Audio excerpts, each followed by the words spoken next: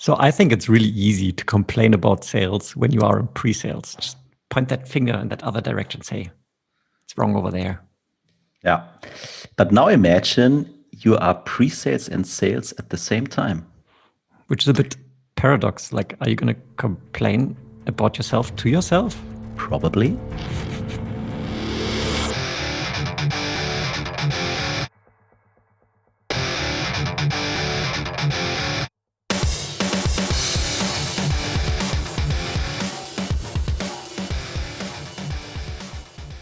Sales Excellence, your podcast for software B2B sales and pre-sales. My name is Tim, and I'm a solution consultant at Seismic.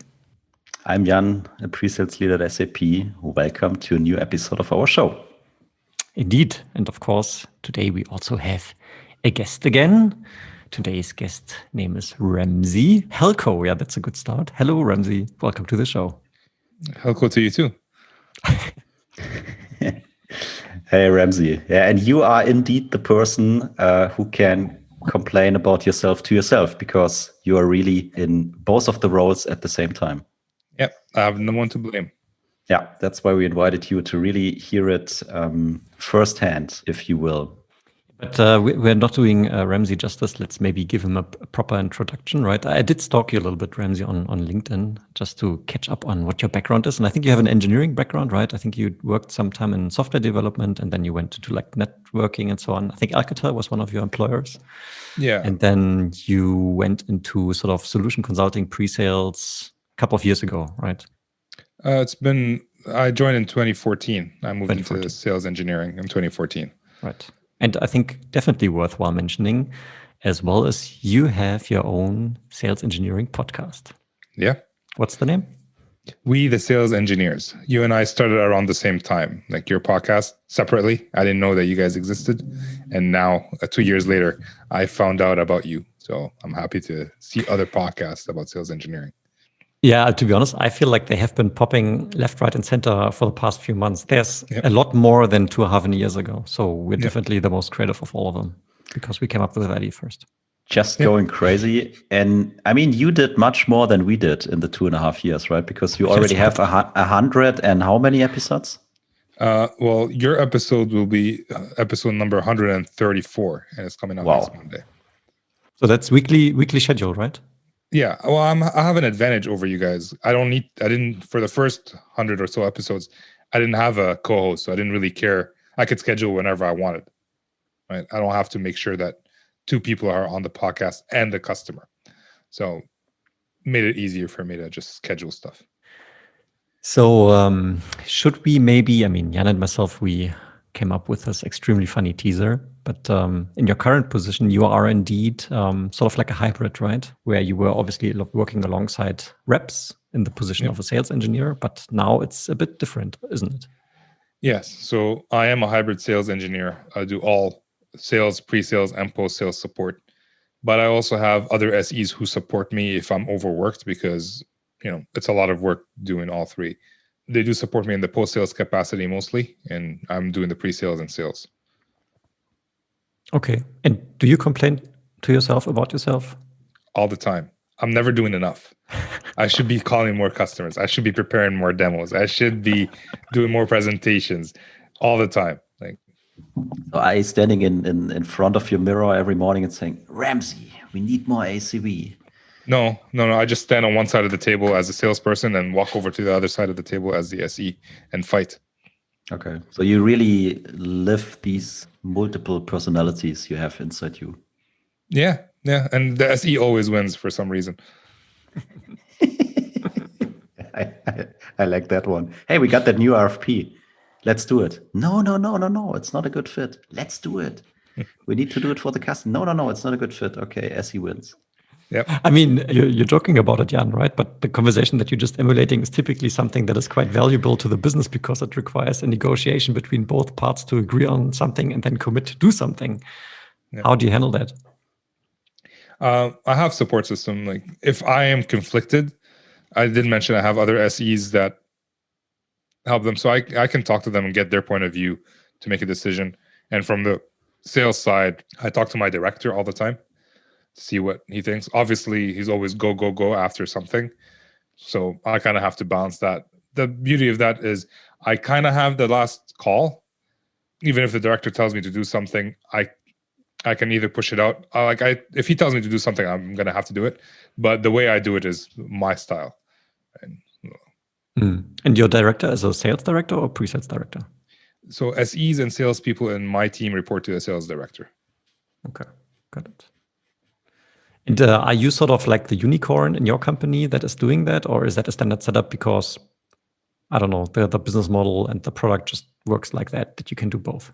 No, I'm the unicorn. I think there might have been at one point one other guy in California who was like that, but I'm the only one on my team, and from everybody I know, I'm the only one who does that. Actually, there's one more person that does that. Okay, and that may be such an obvious question, but why? Why is it like that?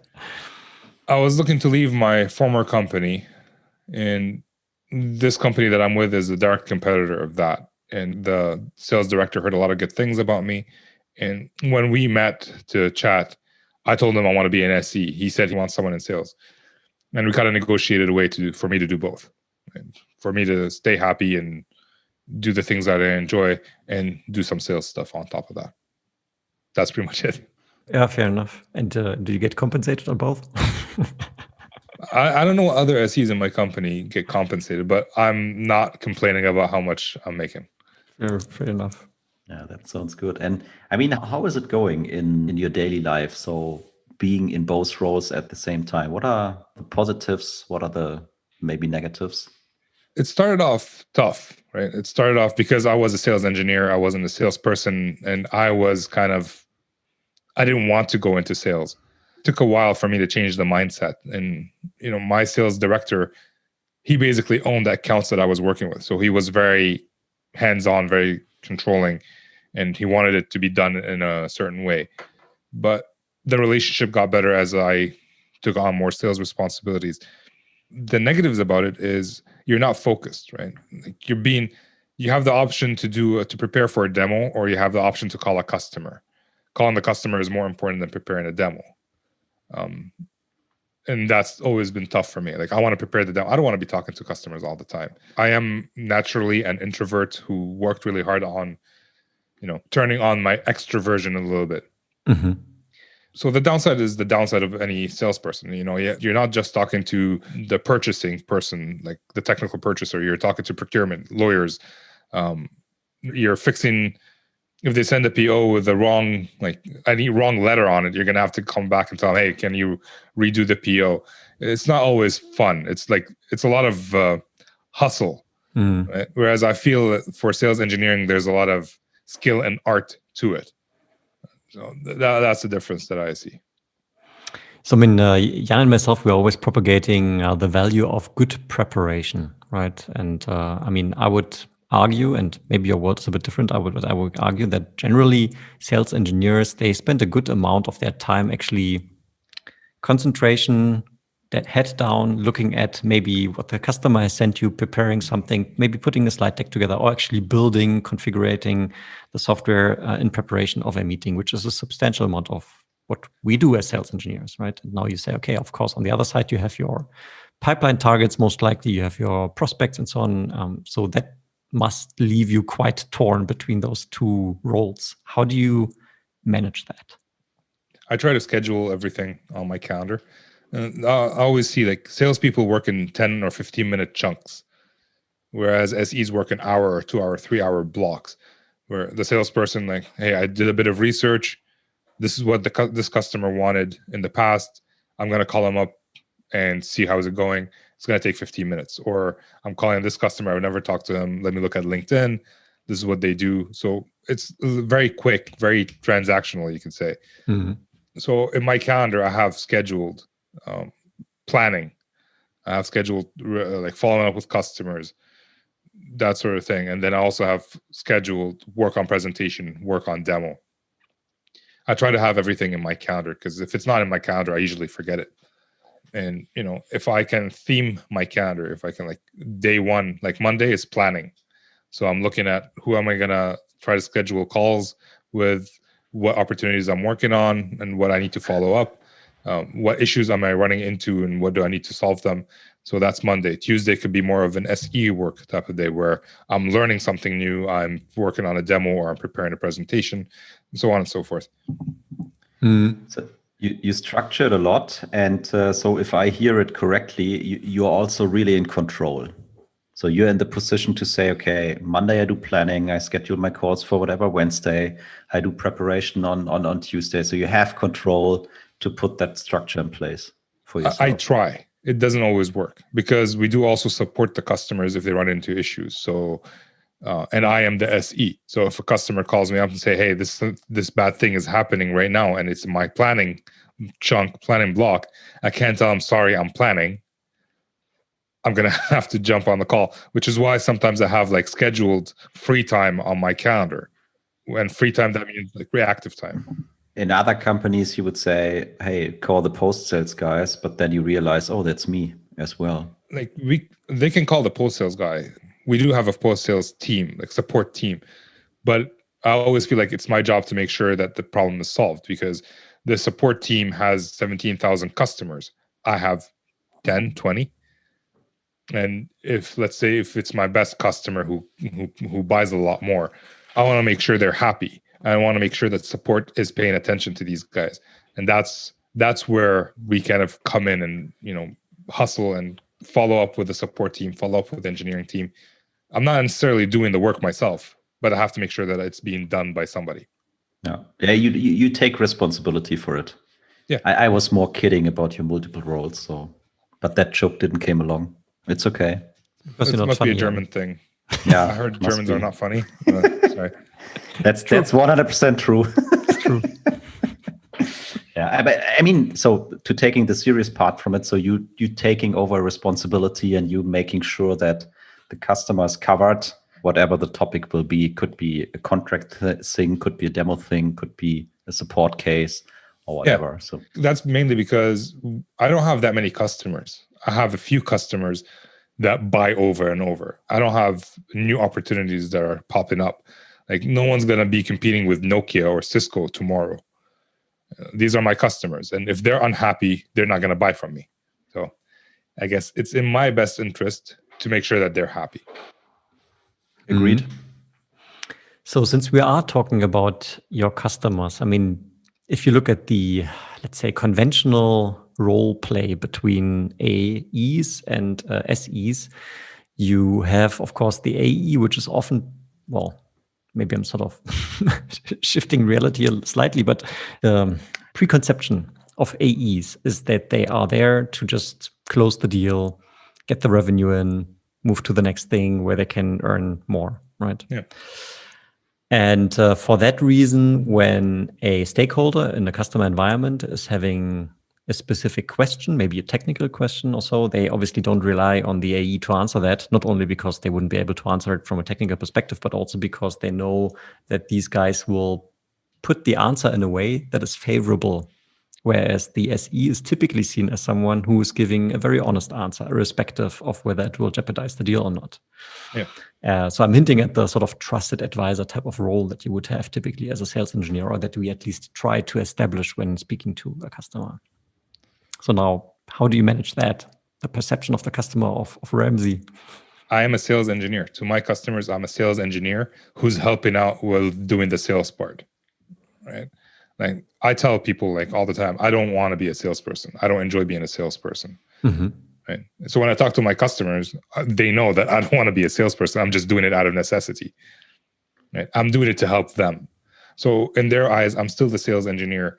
If they're asking me a technical question, I'm not under the pressure to try to sell them on that spot, because sometimes it's just a support question and I'm trying to help them with that. Even if I solve it for them, doesn't necessarily mean they're going to buy. So I answer technical questions technically, I answer commercial questions commercially. And if it needs to be escalated, I always, like, my director is there to support me. So I get him involved. Like, hey, man, like the VP here is getting pissed off about this.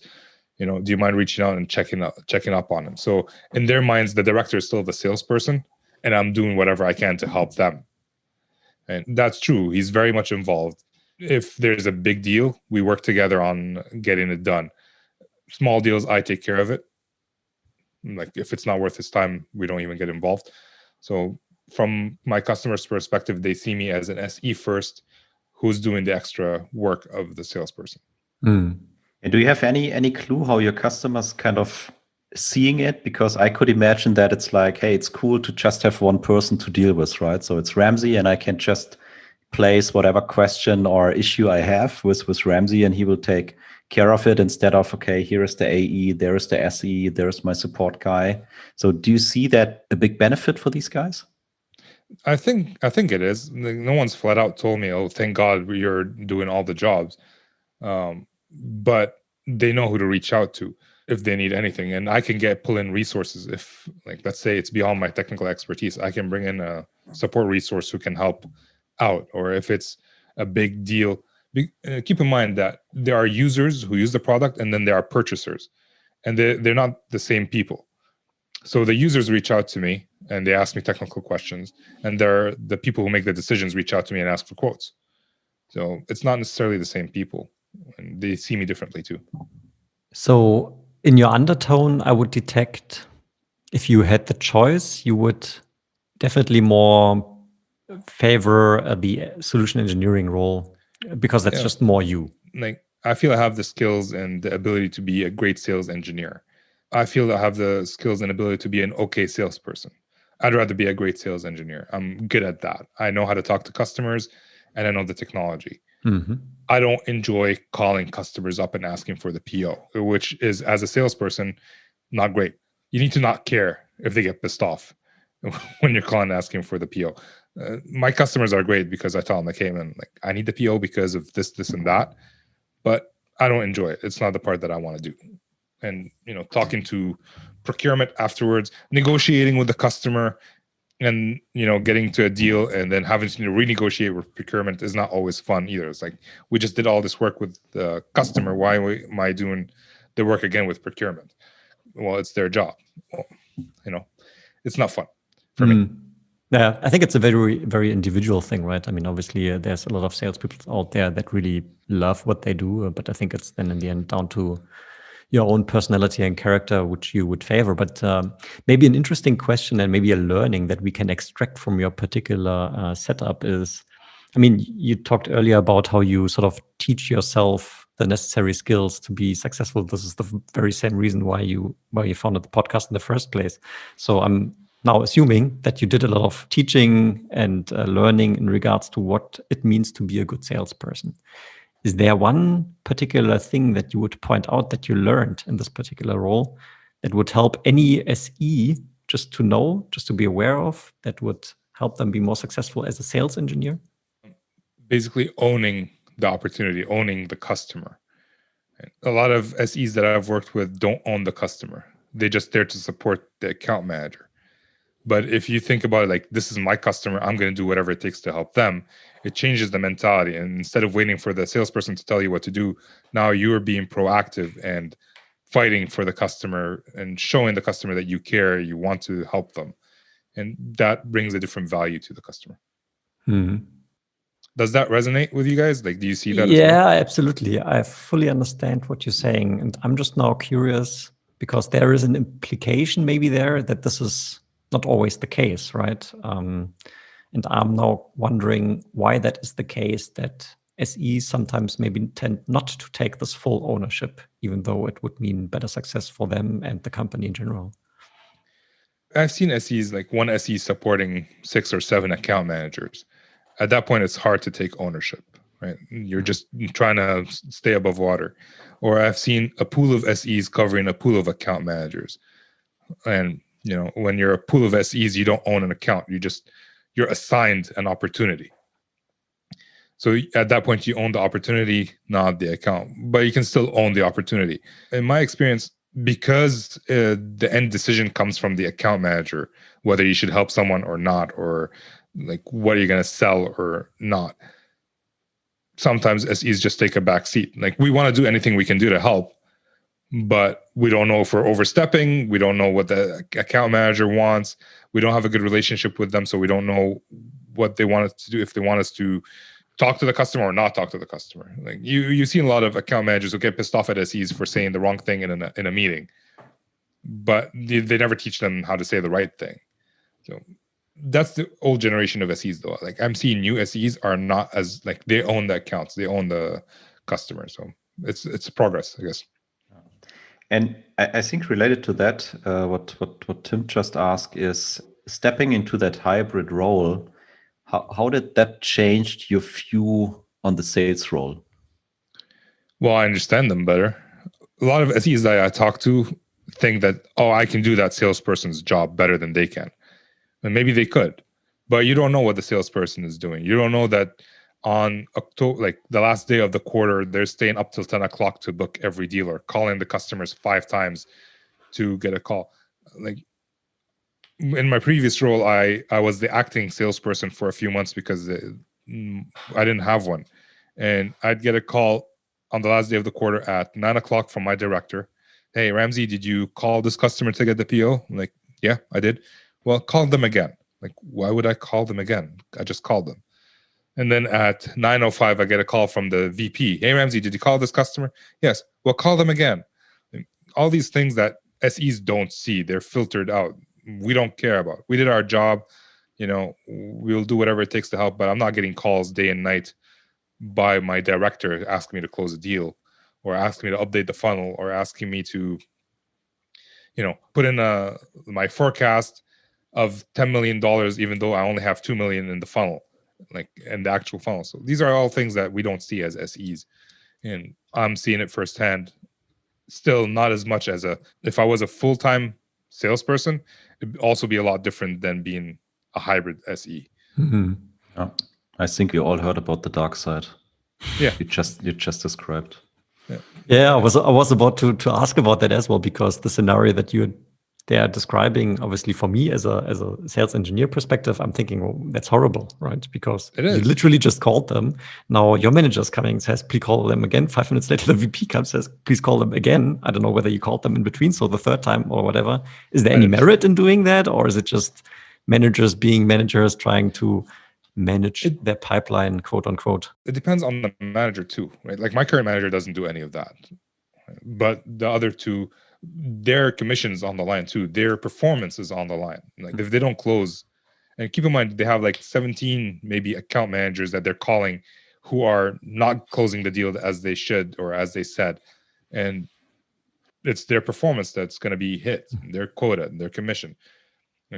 Like one salesperson could be hitting 160% of quota and another 3 could be getting like 80%.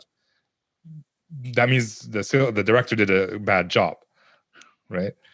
So they have to be control freaks. Salespeople have to be control freaks in order to get their livelihood. That's how they feed their kids. At least that's how I see it. Mm.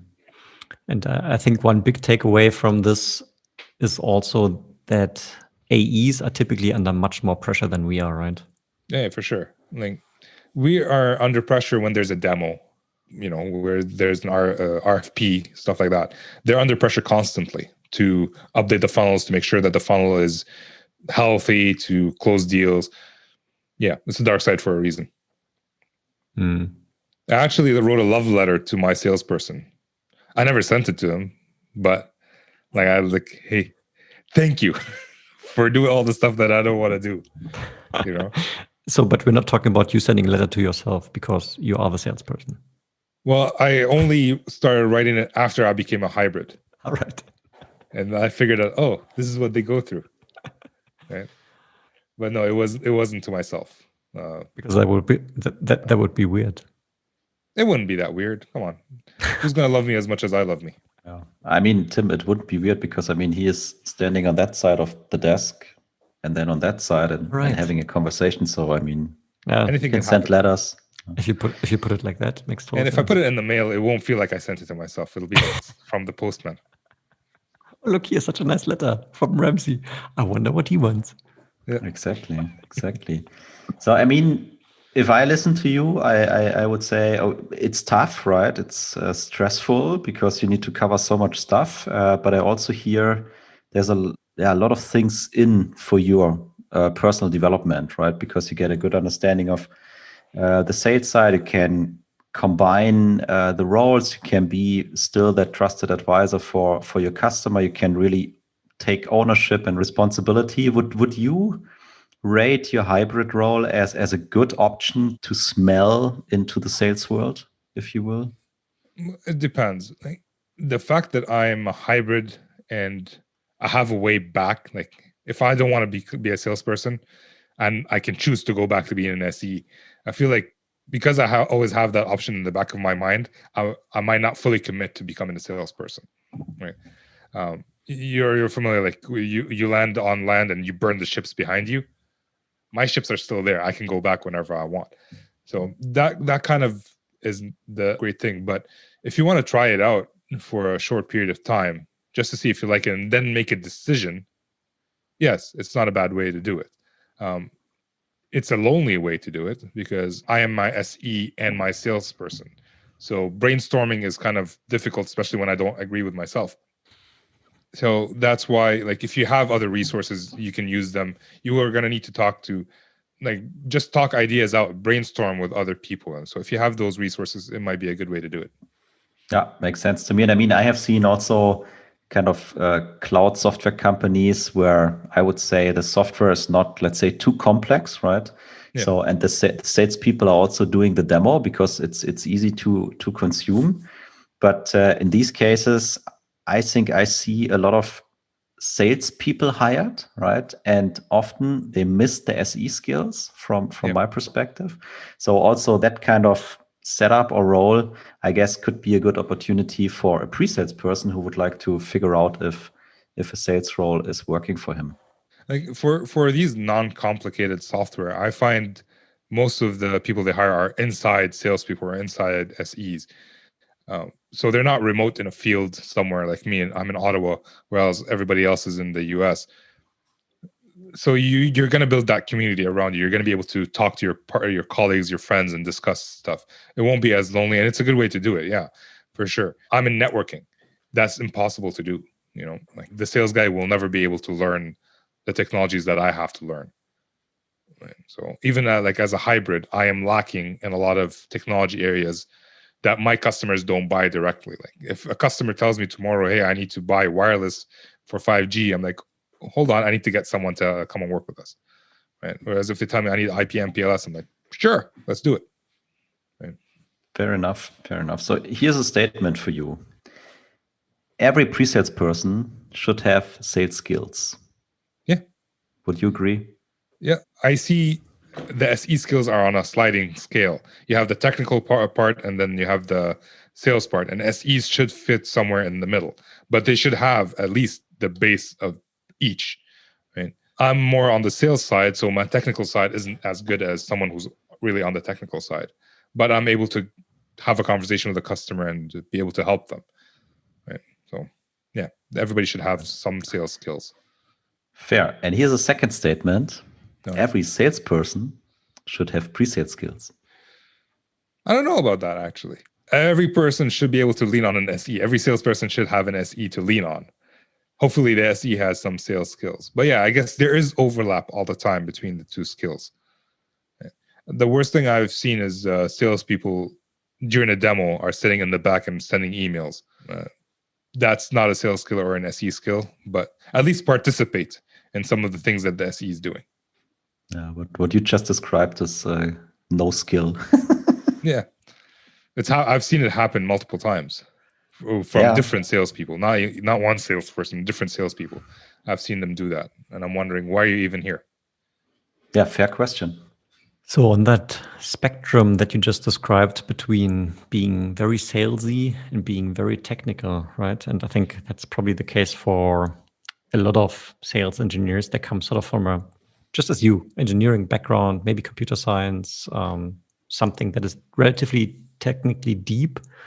And then they sort of get confronted with the idea of now being in sort of sales. And there's the notion of, I think, as Chris White put it in his book, he says, you are not in the problem-solving business anymore. You are now in the convincing business. Yeah. Because it's not about doing an implementation during the pre-sale cycle. No, it's about being able to build the bridges that make your prospect understand how they can come from A to B. And that's more convincing as opposed to actually doing the work, which is then obviously coming later during implementation and so on. Well, you can solve, like, there are multiple companies that can solve the same problem. Why would they go with you? That's the convincing. That's where our job comes in. Like, we have to show them that we solve their problem. We have to show them that we solve their problem better than other people, cheaper. We'll save them more time. We'll give them better return on investment. Yeah, so that's the convincing part. Because, I haven't met a company that's the only one that solves a single problem. Even Google has competition. So yeah, fair enough. And I mean, Jan, in your direction, so what you just said, every salesperson also needs some pre-sales skills. I would definitely argue that it would help in almost any organization for salespeople to have a good understanding of pre-sales best practices, because you always, if you have that team AESC, there will always be a discrepancy in seniority, right? Maybe you work with someone who has been working for a year in solution consulting as an AE, or maybe the other way around. Maybe I'm new as a sales, and there is a guy who has been working pre-sales for 10 years. You can always learn from each other. And I think having an AE who has really a lot of experience in working with pre-sales and has a good understanding of what a good pre-sales person should do can always be a route of inspiration for maybe more junior pre-sellers. So, yeah. 100%. Yeah. And I mean, to me, it's not black and white, right? It's always gray. What Ramzi said, there is a kind of very wide range. And I think at least you need patience, you need understanding, you need good collaboration to get familiar and really build trust within the team and acting as a team, right? And taking over the responsibility as, let's say, as the account team, right, of AE and the pre-sales person. I think that's key. That's the first step. So I think, I know you didn't ask me a question, but I'm going to tell you what I think anyways. We're a team. Between us and the account managers, we're a team. And if the goal is clear and our egos are in check, we should both be working towards that goal. And, if I did something wrong, I want my salesperson to tell me that, hey, you did this wrong. Next time, do it like that. And if they did it wrong, I want to be able to tell them, hey, man, this wasn't the best way to do it. Maybe we could try it this way. And if we both know we're working towards the same goal and both I own the technical customer, I will do whatever it takes to get that done. You're owning that part. And if there's trust and they know I'm going to do my part, like if I'm going to do a demo, it's going to be the best demo ever. And I know that if he's going to close, he's going to work his behind off to actually close. And if we can get there, our lives will be so much easier and there'll be less stress because we're not fighting with each other as much. Love it. I also love it. And that would be the perfect kind of point to finish. But I have one more question, as always. Don't you dare, Jan. Yeah, I mean, we can delete it afterwards if you don't like it. We're going to delete you. Yeah, fair enough. I can accept that. I'm really curious about the question now. It's like you're teasing me for too long. There's too much buildup. It better be a good question. Always coming back. So my question is basically, if you look at all the kind of responsibilities you have in your sales role, right? And thinking back in time when you started until today. So is there kind of one part or one activity where you would say, hey, that one was the most challenging, like negotiation? I can't think of a single thing. For me, negotiation is easy. Then that could be wrong because I'm not afraid to lose a deal, which might not be the best way to do things. It's just managing all the different items and tasks that I have to do and tickets that are coming up and questions that are coming up. I think that's the hardest part for me. It's just making sure nothing slips through the cracks, because there's nothing that feels worse than a customer sending me, hey, Ramzi, I asked you this question 3 days ago. Where's the answer? It's a simple thing that I hate. I don't mind negotiation. I don't mind procurement. I don't mind demos. I don't mind cold calling. That part I mind. That part I hate. Does that answer your question? Yeah, I think partially it answered my question. So what I would take from it, that there is a part you probably don't like too much, and maybe that's also a reason why it's hard for you, right? Because you don't like it, you don't want to do it. You can do it, right? You know how it works, but just because of the fact you don't like it, that's not the best thing to do for you. But yeah, it definitely answered my question. And now Tim can delete me. No, I have to tell one off-topic joke. And of course, Jan, you know that I really love you, but I have to tell the joke. So, okay, imagine this, right? So there's a guy in a boat, huge boat, many people on the boat, and of course they crash against some rock or whatever, and they start to sink. And now this guy is logging an emergency call. And on the shore, there's a German guy, and this guy is called Jan, and he's picking up the emergency call. And the guy in the boat says, "Help, guys, we are sinking, we are sinking." And Jan picks up the phone and says, "Oh, what are you thinking about?" And I think I will leave it at that. All right. Germans and the TH, it's a love-hate relationship. You can leave it in, right? The good thing for me is normally everyone understands what I'm talking about, but that kind of English language piece and especially the TH is something my girlfriend is telling me all the time, and I'm thankful for it, as always, right? When you really try, you can do it. I'm so proud of you, Jan. Yeah, you know. But it's maybe the TH is like cold calling for Ramzi. Indeed. This is how it feels for me, I guess. Awesome. Ramzi, any famous last words? It was a pleasure having you here, but anything else that you would like to sort of shout out? No. Thanks, guys, for letting me come on and ramble on for a bit. This was fun. I like what you guys do. Yeah, that's pretty much it. Thanks, everybody, for listening, too. And with that, this is Ramzi. No, never mind. That's not my show. No, but it's a good point because, of course, we highly encourage you, dear listener, to also tune into Ramzi's show. Highly worthwhile. You had some really great guests there, Ramzi. Quite impressive. So definitely worthwhile time spent. And yeah, thanks from my side, Ramzi, for joining us here today. Thanks for sharing your insights and your very specific hybrid role. I think there's a lot of takeaway for both sales and pre-sales. Thanks. Yeah, and I'll leave the last words to Jan. Thank you, Ramzi, so much. And I'm really looking forward if there is anything else we can do together. All right, let's talk about that. Dear listener, if you like this episode, follow us on LinkedIn. We're looking forward to your feedback, and we hope to hear and see you next time. Bye-bye. Bye-bye.